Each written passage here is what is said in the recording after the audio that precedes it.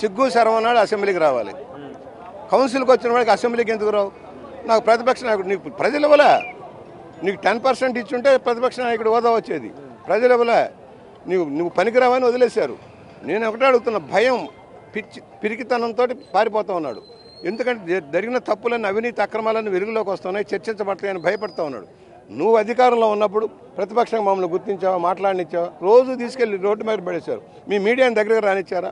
మీడియాని శాసించావు, సాక్షిగా అప్పచెప్పేసి మీడియాలో రాకుండా చేసావు. ప్రజాస్వామ్యంలో చర్చించేదానికి అవకాశం లేకుండా మేము చర్చిస్తా ఉన్నాం. అనేక సంవత్సరాలు మైక్ ఇస్తే హలో అధ్యక్ష అనేటప్పటికి మైక్ పోయేది. ఇవాళ మేము చెబుతున్నాం, నీకు దన్నుంటారా చర్చిస్తాం. ఒకవేళ నువ్వు రాకపోయినా అధికార పక్షంలో మేమే ప్రతిపక్షంలాగా ప్రజా సమస్యలు ఎత్తుతాం, వెలుగులోకి తెస్తాం, సమస్యల పరిష్కారం కోసం కృషి చేస్తాం, రాష్ట్ర ప్రగతి కోసం వాళ్ళు లేని లోటుని మేము తీరుస్తాం.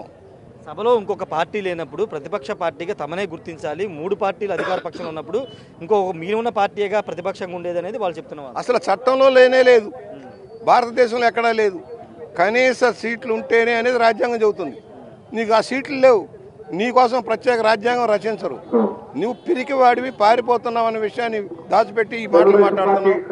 క్లియర్గా చెబుతున్నావు, మీరు రండి, చర్చిద్దాం, తగిన సమయం ఇస్తాం. నువ్వు ఇవ్వకపోయినా మేము ఇస్తాం. తాడేపల్లి ప్యాలెస్ లో చూసా ఆ కట్టడాలు ఎంత 30 అడుగులు ఎత్తున ఇనుప కట్టడాలు. అంతే పిరికి సన్యాసి.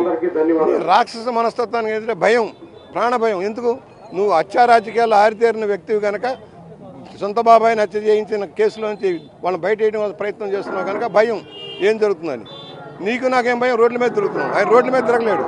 కానీ కోర్టుల ద్వారా న్యాయం జరుగుతుంది. కోర్టులో పెండింగ్ ఉంది కేసు కాబట్టి కోర్టుల ద్వారా న్యాయం జరుగుతుందని జగన్ అంటున్నారు. నేను అడుగుతున్నా, 12 సంవత్సరాలుగా నీ ఈడీ కేసులు ఎందుకు వాయిదాలు వేయించుకుంటా ఉన్నావు? చర్చించవచ్చుగా, డిబేట్ చేసి తప్పు లేకపోతే నిర్దోషిగా బయట రావచ్చు కదా. బెయిల్ పక్షలాగా ఎందుకున్నావు? జైలు పక్ష బెయిల్ పక్షగా ఎందుకున్నావు? నీకు దన్నుంటే విచారణ జరగని. డిశ్చార్జ్ పిటిషన్ల మీద పిటిషన్ వేసుకుంటూ 12 సంవత్సరాలు గడిపావు.